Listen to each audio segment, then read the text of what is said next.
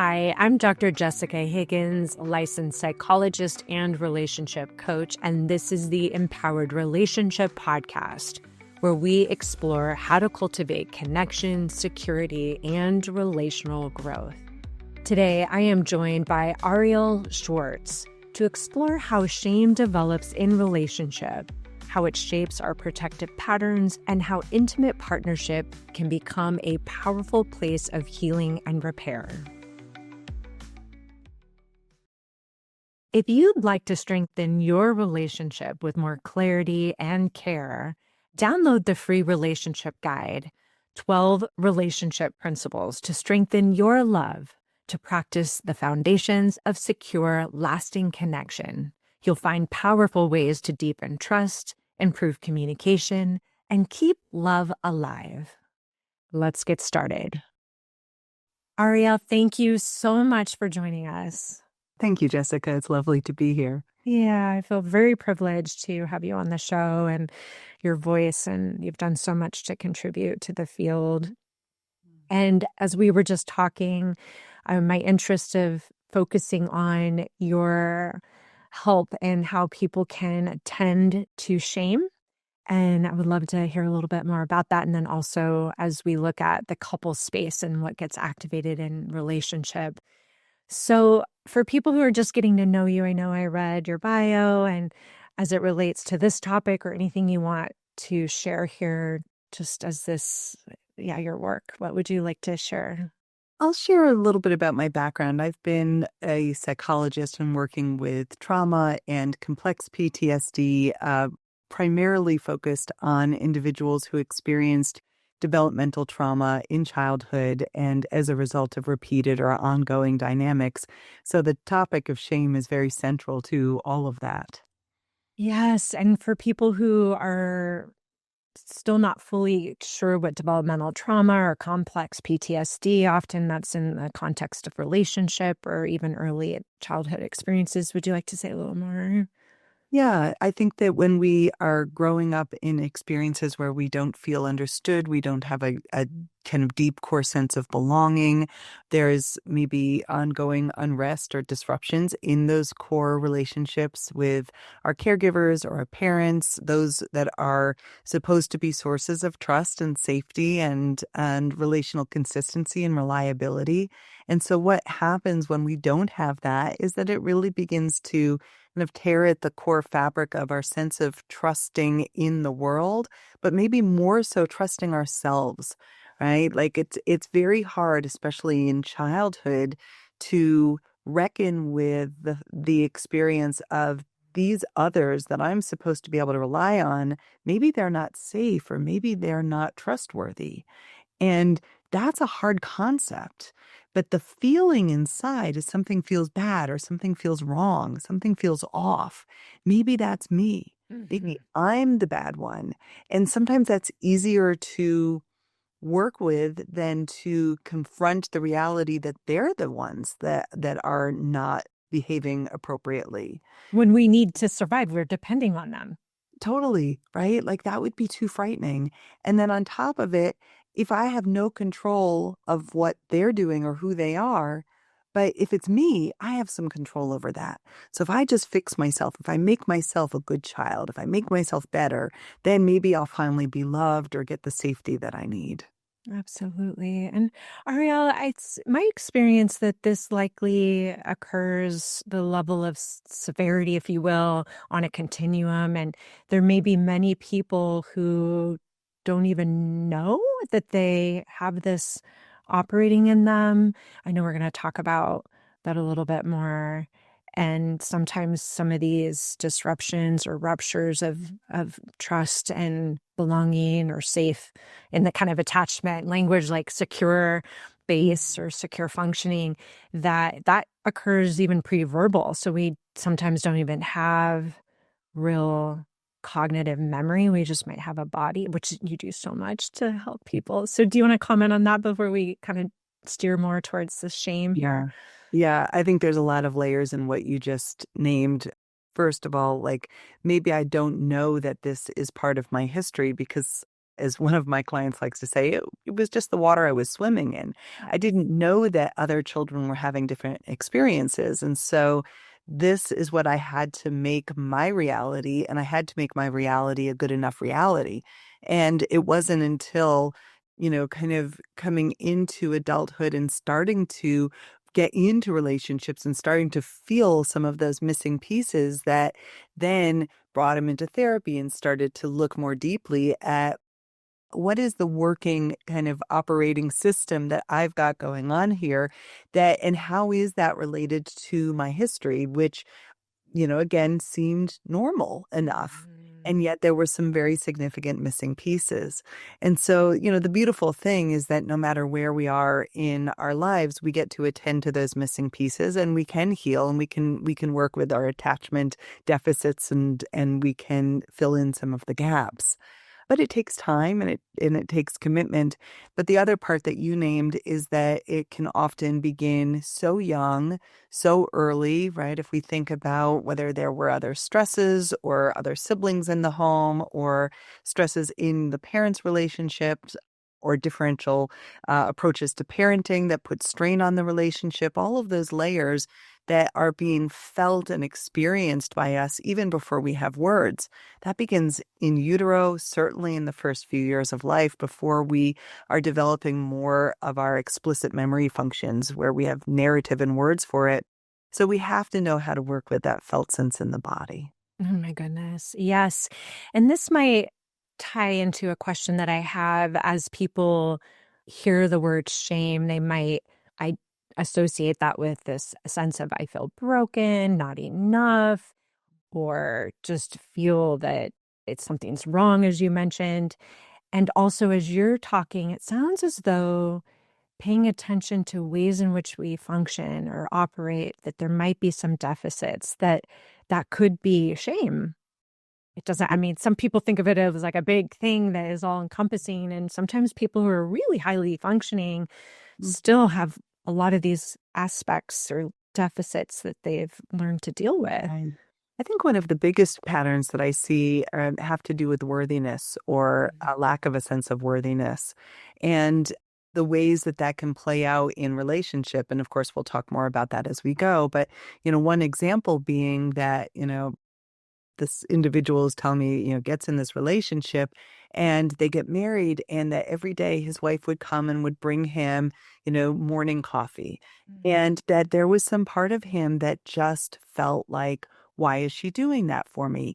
And does that mean that she thinks there's something wrong with me? Like it would start to spin into this kind of deep sense of, I don't understand why someone would treat me so kindly. And it was all of a sudden in the face of actually receiving kindness, receiving generosity, that he realized that it touched off something of like, I don't trust this. Mm-hmm. And that became the access point, even though it seems so simple on the surface, how lovely that you care enough about me to make my favorite cup of coffee and bring it to me. And that, for many of us, we might just receive the coffee. But for this individual, it felt threatening at a deep Okay. core sense. I'm so appreciative of you naming how this can show up, not in just a difficult interaction, but in a gesture of kindness, Mhm. that we might feel the cues of question or interrupt or tension. I'm even sensing for people or even myself at times that I can feel, we're going to talk about, I'm sure, because you do a lot to help people recognize the ways in which they've adapted, that we might have protector parts. So we might like, oh, thank you for the coffee. Now I have to think about something I'm going to do for you, right? Instead of just like this receiving, or is it okay for me to receive? Like, I feel like, yeah, it could offer a little bit of a rattle there. Do I deserve this? Or if you're bringing the coffee, what are you wanting from me now? So, like all of those subtle layers that can show Yes. up in that. So those are signals that you're saying here that could indicate there's some level of which we've learned to function where shame might be at play. Yeah. One of the ways that I like to think about this too is that, ideally in our attachment, we experience the other person as a source of safety, a source of kindness, of love, of generosity, of compassion. And as a result of that, it feels safe to open myself to receiving you and your warm smile and your voice and all of that. And so we have this almost this draw towards each other in the cues of safety.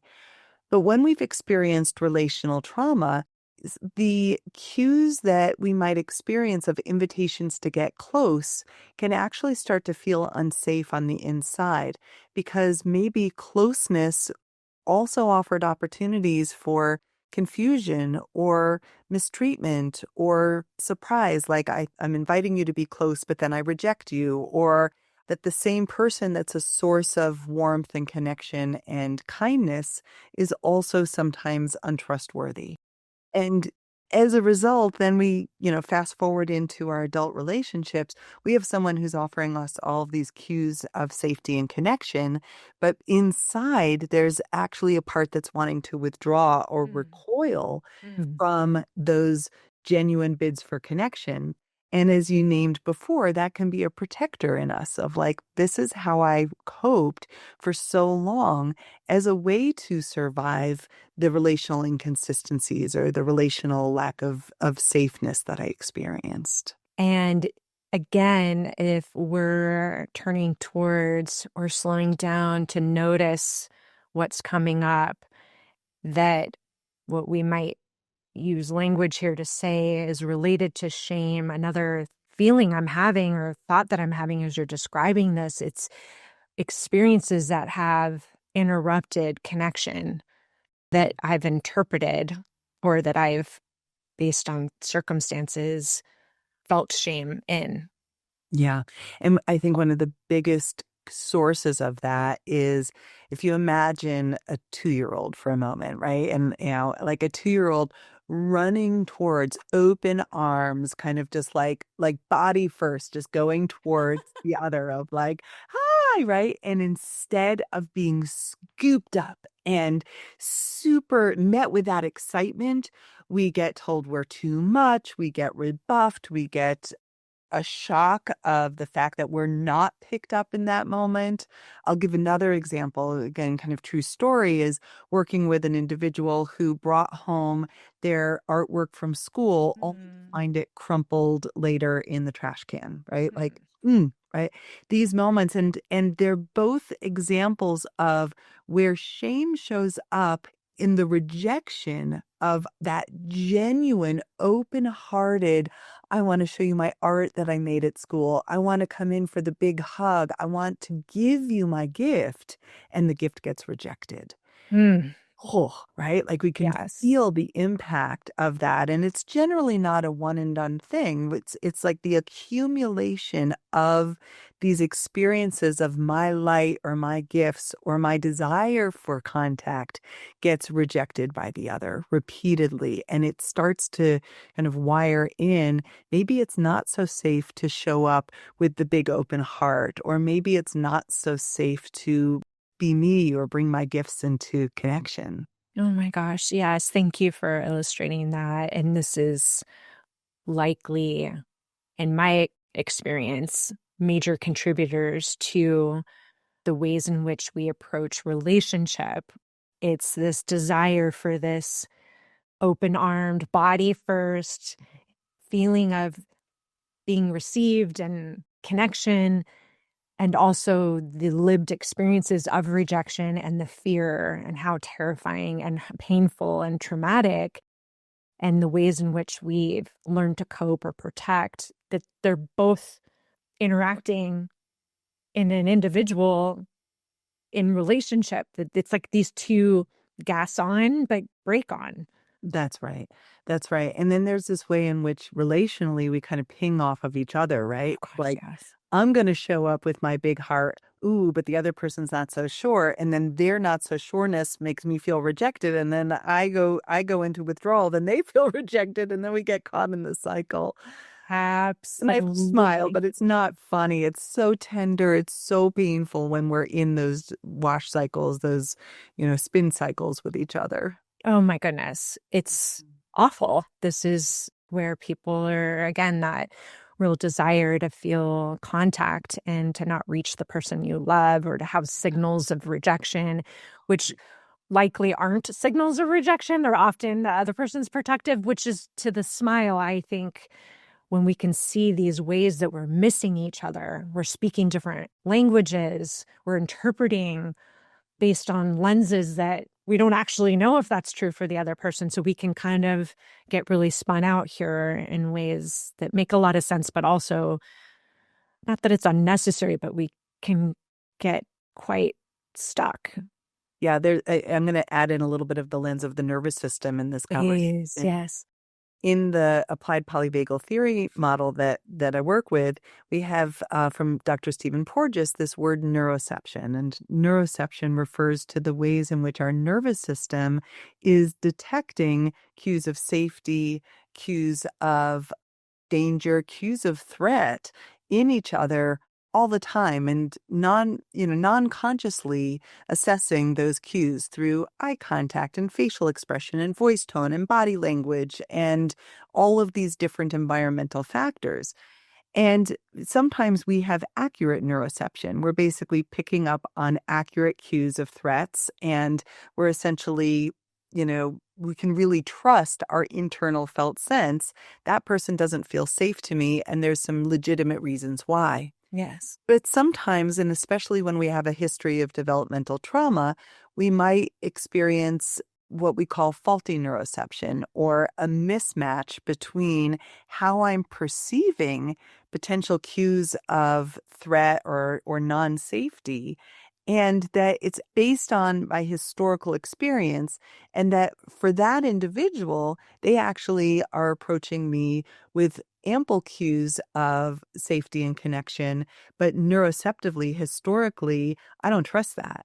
And so my body is basically turning on the alarm systems, even though there's no flame, no fire. But I'm going into, I'm not so sure I can open myself or be accessible and available to this other person. And so defenses come in. And then my defenses can ping off the neuroception on the other person. They're giving off cues of threat. I need to attend to protecting myself in those cues of threat. And now we've got a mutual threat system that's pinging on each other. Thank you for bringing in the neuroception and the polyvagal science. And this happens in nanoseconds, right? The quickness of detecting threat. And that's, as humans, we're wired to have that quick processing. And it isn't necessarily slowing down to get that information or checking the meaning making out or the interpretation out. Because sometimes even there could be ambiguous cues or cues based on culture that mean something to one that don't mean to the other. So there's a lot of layers here. I so appreciate this. A lot of layers. And it's, again, where, couples therapy or having a third party bearing witness and inviting that slowing down, and even inviting that asking. And we can build that skills for ourselves without that third party witness as well. For example, let me check. Can I just run something by you? This is how I interpreted this moment. And I just want to see if that's really how you're feeling. Or my favorite phrase that I learned from Brene Brown, when she says, the story in my head is, right? See, like, this is a story I'm telling. I'm not so sure it's true anymore, but let me run it by you. Ah, yes. It's doing a lot to slow that pinging back and forth, that threat detection and the closing and the layers of ways in which we protect.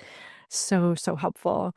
Well, it feels helpful to, on the topic of shame, and I imagine you can speak to this pretty quickly, that what you're describing in the survival way of which we've learned is the shame associated with that, or how we experience that, is different than what you might say of values-based shame. Do you want to just talk briefly about perhaps the difference there? I'd love to hear your perspective on values-based shame, and we can talk more about that. I think for me, the kind of internalized shame, as we've been speaking about this, or the experiences of historically derived shame, is something that gets so layered into our overall sense of self. Again, sometimes we don't even know that we're carrying it, but that it's a deeply internalized feeling, either as you named before, there's something wrong with me, there's something bad. If people really knew who I was, they probably wouldn't really want to be close to me or love me. And I have to work really hard to hide that deep internal felt sense that there's something wrong in here, or that that there's this deep unworthiness that I'm carrying Mhm. around inside. And I'd love to hear your perspective on the values-based shame. Well, I know that there's been some work, I don't know, as you mentioned, Brene Brown, people who have really made arguments that shame is helpful for culture, that we, from a values or moral, ethical, as humans, there's certain ways in which shame is a functional emotion or experience that it keeps us in that ethos. But Mhm. that's yeah. Okay. Yeah. So that's very different than what we're talking about. That's very different. And I mean, yes and no. Like, I think that when we're talking about the feeling of shame and it's an accurate mirror for, like, I don't feel good about what I did. And sometimes we locate that as guilt versus shame. But Yes, yes, either yes. way, I don't feel good about myself in this moment because I need to make amends. I need to make repair. I need to take accountability for something that I did. And if we can't stay with shame long enough to garner that feedback for ourselves, if we quickly defend and quickly deflect, that too would impact our experiences of ourselves or our relationships or our work in the world because we're not able to take healthy accountability. And I Mm. hear that that's really what you're speaking about there. I also love to think about it as kind of like the gift of regret. Can we Mm. stay with regret long enough to really make change? Oh my goodness. I want to dive into how to tend to shame in a moment. And just one quick question. As we were talking about protective mechanisms that may indicate if we're not aware of these deficits or ways in which we might protect ourselves. Would you be willing to give some examples of what that looks like? And you mentioned this sense of hiding.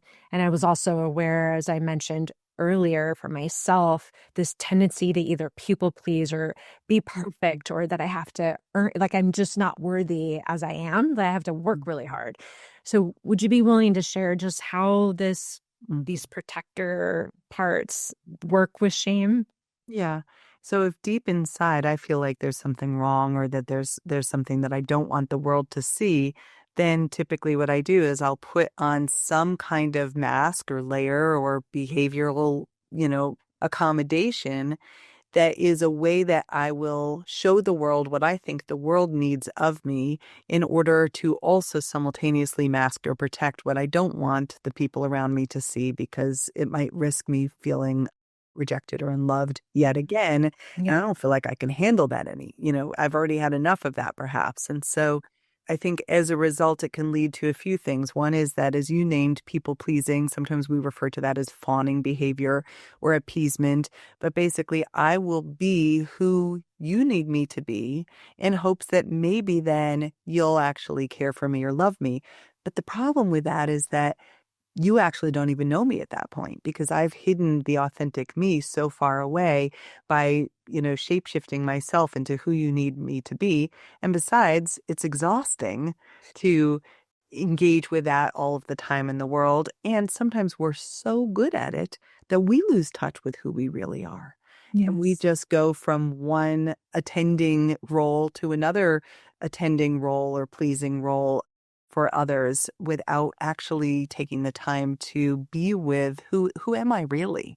And then I would say that the other, big pattern that we might see is more of a kind of fight flight energy. Either I'm just going to quickly go into defensiveness to avoid you seeing my own vulnerability that's underneath that. And so sometimes that's deflecting responsibility. Maybe it's making you feel like you are the vulnerable one, so I don't have to be the vulnerable one. Or it's like a flight energy, like I'm just going to be quick to retreat and get out of here before I would be vulnerable. And as we can imagine, all of these ultimately can interfere with the depth of intimacy that relationships have available when we're ready for that. Yes. And as you're giving, thank you for giving examples around how we might be able to recognize this, just having real specifics so people can identify.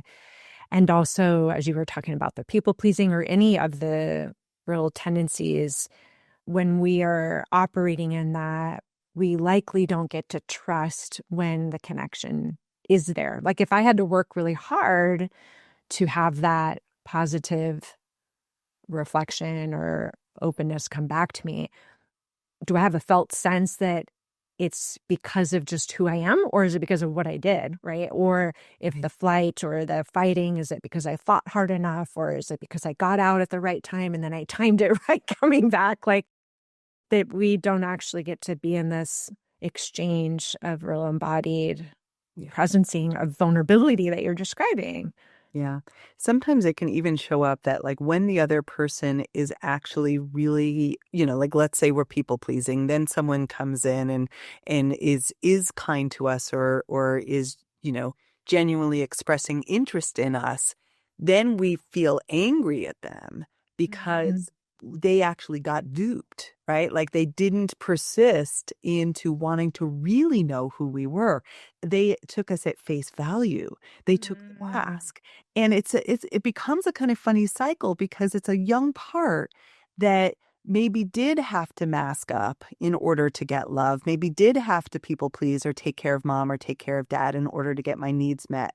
And the young part actually wants our caregivers, our primary others, our parents to see through the mask. Yeah. Actually like get underneath it and be like, "Oh, honey, like I actually really see that you're scared or you're sad right now, Yeah. and you don't have to take care of me." And so, flash forward into adulthood, right? If we are basically masking or pleasing and someone buys it, that young child that's still angry that they didn't take the time to actually really get to know us, that child part comes out and will push away well-meaning others who get kind of confused. I thought you were this, and now you're pushing me away when I've been actually drawn toward you. So, it is as we can start to sense, it takes time to tease all of this apart. Thank you for another example of how this manifests and can look. So, tending to shame, where would you like to start around a different approach here? Yeah. I think one of my very favorite perspectives on shame is this particular phrase that I'm going to offer here, which locates shame as the unextinguished longing for connection. And it's a powerful phrase that deep inside of this very uncomfortable emotion is actually the part of us that has intelligence and wisdom and light Mm, that is longing to be in connection. And so the shame itself becomes an access point to something very core and very beautiful that lives inside of each and every one of us. And that's where I think, if we also go back into some of Brene Brown's research on shame, we can also look that shame, which is so closely linked to vulnerability, ultimately can become an access point to the positive emotions of joy and connection and happiness and satisfaction that I think we ultimately are longing for. So rather than making shame something that we want to get rid of in ourselves or something that we then make bad because we feel bad, it becomes its own yes. cycle. Yes. What we want to do is learn how to turn toward shame and the felt sense of it, the beliefs that are carried about ourselves inside of it, the behaviors that are so automatic connected to it, and to slow it all down. Oh my goodness. I'm very, very grateful. And for people listening, I imagine this is extremely encouraging and that I find people have resistance to going towards pain and the fear that it's going to just consume, or I'm now going to wallow, or I'm going to get stuck there, or that's going to be all my experience.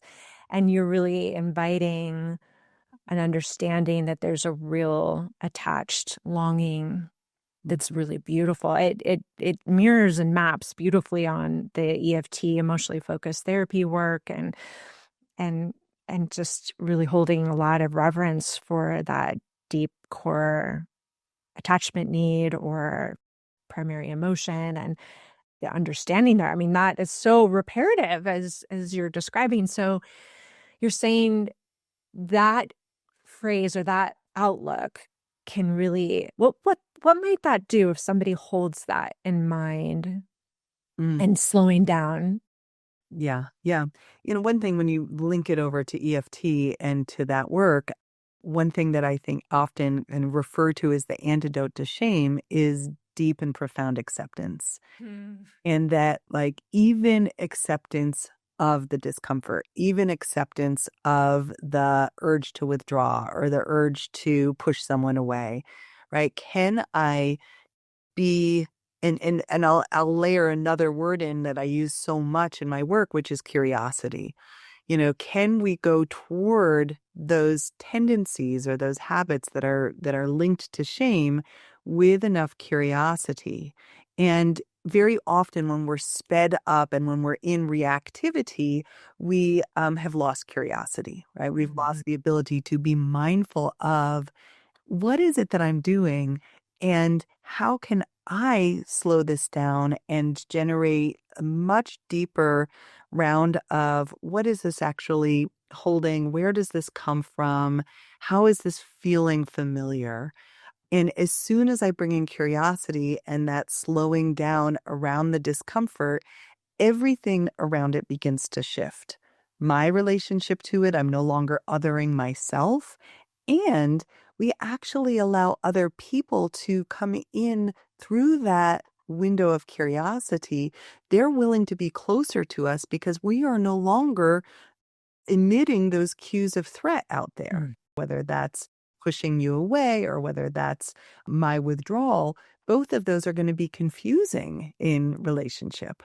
But it starts here. I mean, there's so many ways, and it starts, I think, often therapeutically when we also are in the presence of another person who's letting us borrow their non-judgment and their curiosity and their acceptance and unconditional positive regard, right? Like we get to sit in the presence of someone else who's not judging us. And that can often illuminate the ways in which we're judging ourselves, sometimes without even realizing it. And the capacity to stay a little longer and Yeah. have But this interest. even Yes. even just seconds, microseconds longer can make a difference. Yes. Yeah. And the as you're speaking about these qualities, that it's understandable, the acceptance and the reverence for what is there. And as you gesture for people who are listening, when our protective tendencies are at play, it is kind of this no, no, no, no, whether or not it's no to myself of like avert, do something different, however we know our experience, but also no to others, like don't go, no, let's not do this. And so even the gesturing of pushing away. So having that space of curiosity and to wonder and be with in the interest of understanding and accepting, and to, as you're saying, just even however small, that there's more room. We're not pushing. Yeah, it's very true. And I have a few personal examples that I Please share. It's so feel a little helpful. drawn to share. One is slightly embarrassing, but it's a good example, right? So, and this one rolls back many years ago. So I was new in relationship with the man who's now my husband of 25 years. And Mm. we were not married yet. So, we're going to roll back some 26, 27 years into our relationship. And my husband used to be a bike racer. And you put him on a bicycle, and that's kind of his association. He is off, right?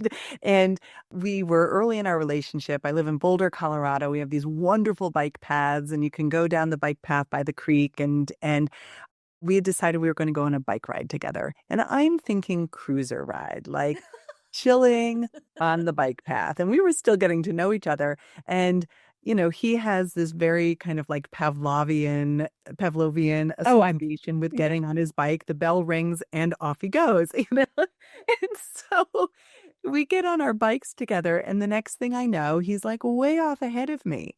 And I felt totally abandoned.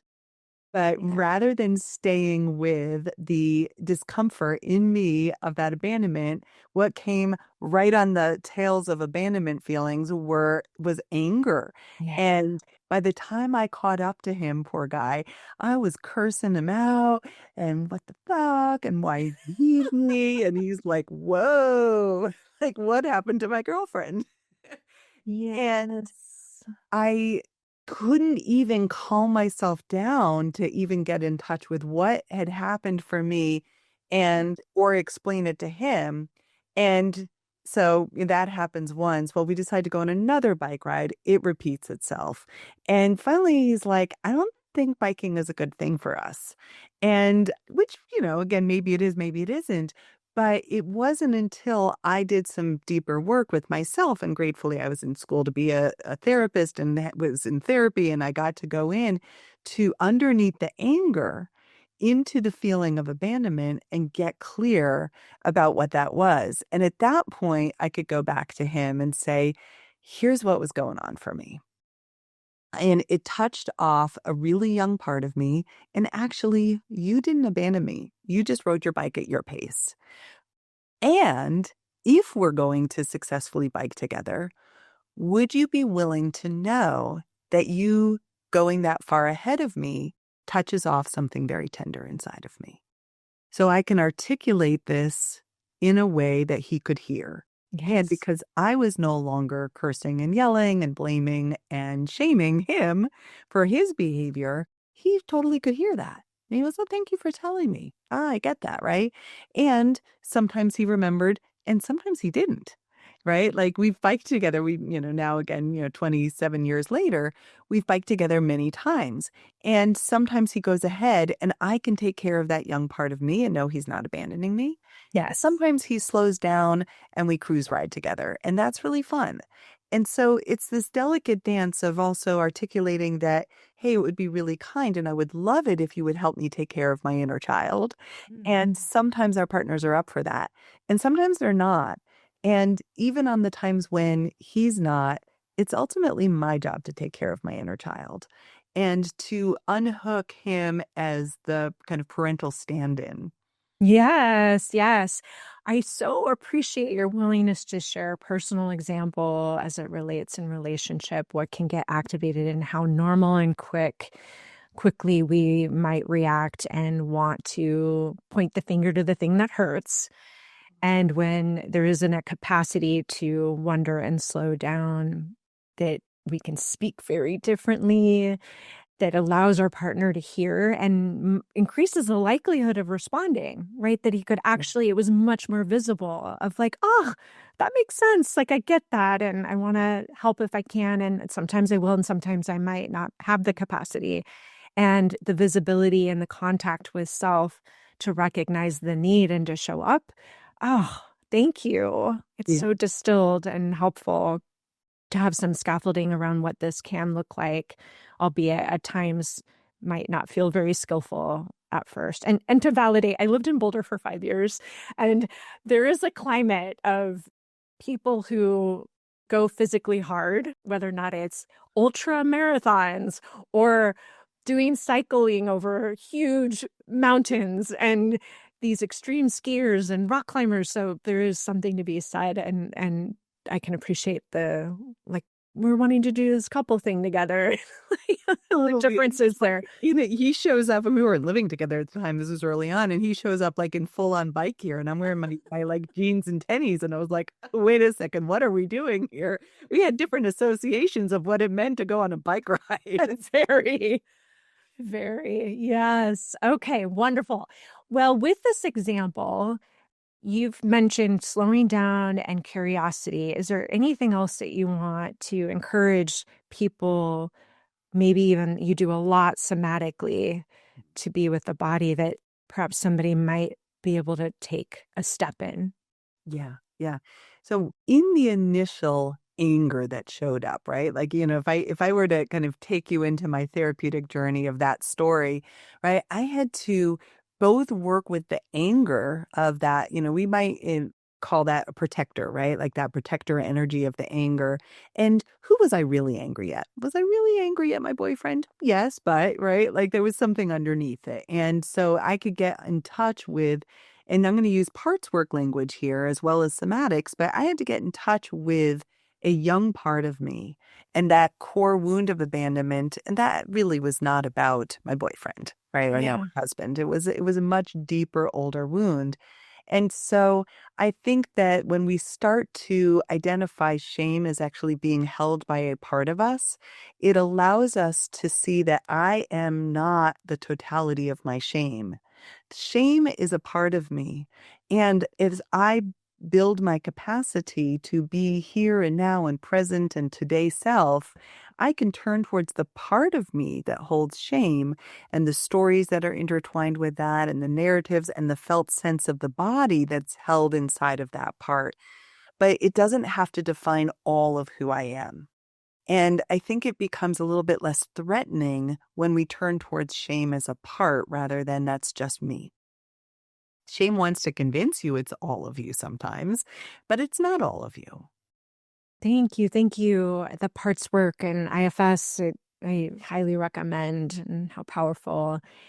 For someone, just one follow-up question, for someone who might be in a moment of overwhelming sense of shame, would the slowing down, or would you recommend slowing down to just get some regulation or soothing and to see if anything else opens up? Are there other parts that don't feel the shame? Or how does somebody start to, if they're overly identified with the shame, Mm. start to access seeing it as a part? Yeah. So I think that there's a few pieces in relationship to that question. One is that as I build curiosity, the first kind of like leading edge of that story was the anger part, but the anger was covering up something else that actually had more to do with fear and more to do with vulnerability and more to do with shame and maybe a core feeling of if he was leaving, what does that say about me? Maybe I'm not lovable. If he's leaving, there's something wrong with me. And so I had to get down to what we would then call more the exile that sits underneath that and to build the capacity to be with that. And whenever there is a part that's carrying that wound, there's usually some unmet need there. The unmet need for support, for nourishment, for nurturance, for protection, for being seen, for being dignified in some way, respected. So we can go in and we can attend to that part that's feeling so deeply vulnerable. And then let's talk somatics for a moment with this too, because I think that sometimes parts work can get very conceptual and Mhm. feels like we get kind of lost in the realm of the visualized repair, which is beautiful. That's a beautiful part of it. But there's also about letting that fully integrate. And when we're in the immediacy of shame, there's very often an accompanying felt sense in the body. Sometimes with shame, that is contraction or heaviness or an urge to get smaller, an urge to hide, right? There's some way in which to be visible in shame actually feels more threatening because once again, I don't necessarily trust that the person who will see me is going to love me or accept me. I'm having a hard time loving and accepting myself, right? Let Mhm. alone letting somebody else do that for me. So we can go toward that heaviness or that urge to hide or get small. I remember one time I was driving my car. I was in the car by myself, and that feeling of shame came over me so strongly. Mhm. And I could feel the urge to want to run from it, like to Mhm. get as far away from that feeling as quickly as possible because it was so uncomfortable. And instead, I somehow had the wherewithal or the presence of mind in that moment to say, what happens if I just turn toward it?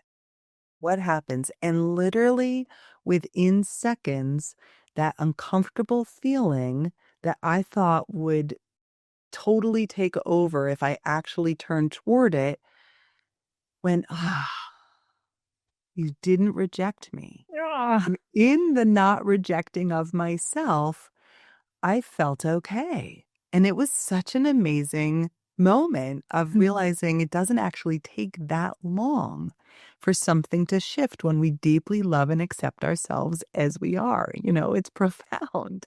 It is profound. Yeah. I'm deeply touched. I Thank you for see that in your eyes. They're touching for me to bear witness to how it touches you too. Yeah, thank you. it's you're welcome, and it is profound. I can feel it in my own body, whether or not it's times where I've had my own experience of doing my best to turn towards, and whether or not it's like, "Oh, that makes sense," or just like, "Oh, hello," or like, things that I felt too terrified to wonder or turn towards, or moments where I'm supporting someone else in some version of this, and it's so healing. It's so healing. And I love the tears that are present for you because, like as we turn towards what begins to emerge in us Yeah. in those healing moments, our bodies are so wise. We call it sequencing in somatic psychology, but basically like one part of shame that was stuck in that contraction begins to move through and it sequences Mm. out of us Ah. and it comes to the surface Yeah. with with a new possibility. I mean, how beautiful is that? So, so, so beautiful. Right. Yeah, I'm deeply inspired by this work and touched by it, and I do sometimes cry with my clients. It's it I mean, yeah, the assistance to be able to feel repair, to feel integration, to feel the opportunity or possibility that you're describing. And I know we have used so much time here. Do you wanna say, would it be brief enough to say if one is noticing their significant other caught in some reactivity or activation, what one might do to support not further escalating it? Right, right. Like, I think sometimes we need to work within the language of invitation and choice because if we try and assume that we know what our partner needs in that moment, it can actually make things worse. If we go into fixing mode, or right? Like we have good intentions when we're trying to fix, but it actually inadvertently communicates to the other that they're broken. So we can just go in with this loving intention and say, how can I be most supportive for you right now? Is there anything that you need from me, even if it's just me being here with you in this moment, that would just help you feel that I'm right here and that I love you? I It's love sometimes it. that simple, right? Like we don't have to be afraid of the other. And if it's a really hot moment, like, well, yeah, right, like my fire Mhm. moment and I'm screaming and cursing, right? Like we might need to say, let's just take a few breaths and cool down for a moment. I'm right here. I know something upset you. I don't even know what it was yet, but I'm willing to hear. Yeah, and the willingness to even convey that warmth and also we haven't resolved it. Like we're still on like we don't have our footing yet, and that's okay. Right. And sometimes we might need, I mean, for me, sometimes it's days, sometimes it's months, sometimes depending on the thing, it's maybe even a year plus to really get to like this real, like what you're describing. So, thank you, thank you, thank you. Oh. Well, for people listening that are resonating with you and you do so much in the world to support people, where would you like to direct people to learn more? Honestly, the best thing to do is, get to know my work through either signing up for my newsletter at drarielleschwartz.com. I have two websites, or resilienceinformedtherapy.com. And I run plenty of programs, some of which are on Zoom, some of which I have an upcoming, 7-month immersion that is with the Shift Network. And I also run in-person retreats at Omega Institute and at Blue Spirit in Costa Rica and in beautiful places in South Africa in May. We do trauma recoveries for layperson. This is for anyone that's looking for nervous system support and trauma recovery. And that one combines with safari, which is pretty amazing. We Mm. actually get to watch animals in the wild in their, defense states and how it mirrors ourselves. One brief example of it from last time I did the retreat there, we had this moment where something stuff was coming up for the group and it was a little bit intense. And just at that moment, the matriarchy of the elephants comes through. And we watch them and the baby elephants, and the whole group's nervous system gets re-regulated by the elephants. Like you can't make this stuff up. It's extraordinary. So there's some beautiful offerings that I have out there, and all of which will be coming up in 2026. So some of which start this fall, but yeah. So keep an Amazing. eye out. Sign up for the newsletter. drarielleschwartz.com is the easiest. Okay, I will put the link on today's show notes as well as your other website and perhaps a link to a couple of these workshops. Yeah. And again, so much more can be found on your websites, I know. So thank you so much for all that you've shared here. Thank you. Thanks for having me. Thank you for listening to today's conversation, again with Arielle Schwartz. If you are interested in learning more, connecting with Arielle's work, you can find key takeaways from our conversation, the free relationship guide that I mentioned, and the full transcript at drjessicahiggins.com/podcast. It's an honor and a privilege to spend this time with you. I'm deeply grateful for your listenership. And until next time, I hope you take great care.